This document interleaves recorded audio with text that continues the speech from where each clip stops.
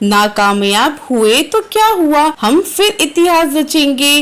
3 तरह के लोग होते हैं दुनिया में। पहले जो कुछ करना चाहते हैं, दूसरे जो कुछ होने के इंतजार में हैं, और तीसरे वे जो रणभूमि में उतरते हैं, काम पूरा करके लौट जाते हैं। अब आपको ये सोचना है कि आप किस वर्ग में आते हैं। जब हम असफलता शब्द कहते हैं तो आपके दिमाग में क्या आता है? ज्यादातर लोग शायद इस शब्द के बारे में सोचेंगे शर्मिंदगी, अस्वीकार्यता और नाउम्मीदी। कुल मिलाकर इसका नकारात्मक अर्थ निकलता है। आप में से कितनों ने अपने जीवन में पीछे मुड़कर देखा है, अपनी गलतियों के बारे में सोचा है और खुद पर गुस्सा किया है। ये बात सच है कि असफलता दुख देती है, यह चेहरे पर थप्पड़ खाने जैसा दर्द देती है। लेकिन आज यहाँ आपको यह भी बताना चाहते हैं कि असफलता भी जरूरी है। जीवन में इसकी सकारात्मक भूमिका है।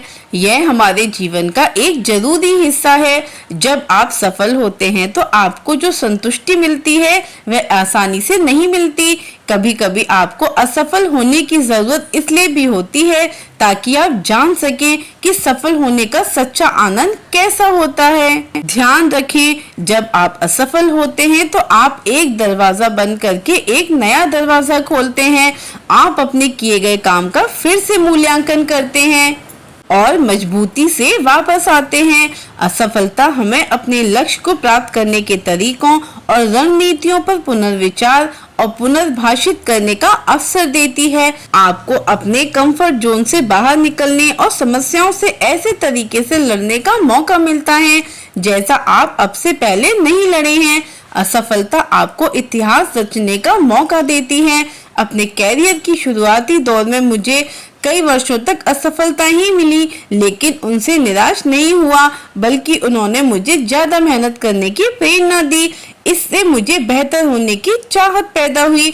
असफलता को अच्छे मन से स्वीकार करना चाहिए, क्योंकि हर कोई कभी न कभी असफल होता ही है, लेकिन कोशिश न करना एक अपराध है जिसे स्वीकारा नहीं जा सकता। आखिर डर किस चीज का होता है? असफलता का ही ना। लेकिन यह असफलता का डर एक भ्रम से ज्यादा कुछ नहीं, लेकिन यह आपको कोशिश करने से रोक सकता है। जब आप अपने डर को छोड़ देते हैं तो ज्यादा आक्रामक और अवसरों का पूरा फायदा उठाने के लिए स्वतंत्र होते हैं। दुनिया में भी 3 तरह के ही लोग हैं। पहले वे जो कुछ करना चाहते हैं जो उन्हें उद्देश्य की ओर ले जाए। दूसरे वे जो सोचते हैं कि काश वे अपने उद्देश्य को पा लें। और तीसरे वे जो रणभूमि में उतरते हैं, काम पूरा करते हैं और फिर लौट जाते हैं। अब आपको ये सोचना है कि आप किस वर्ग में आता है।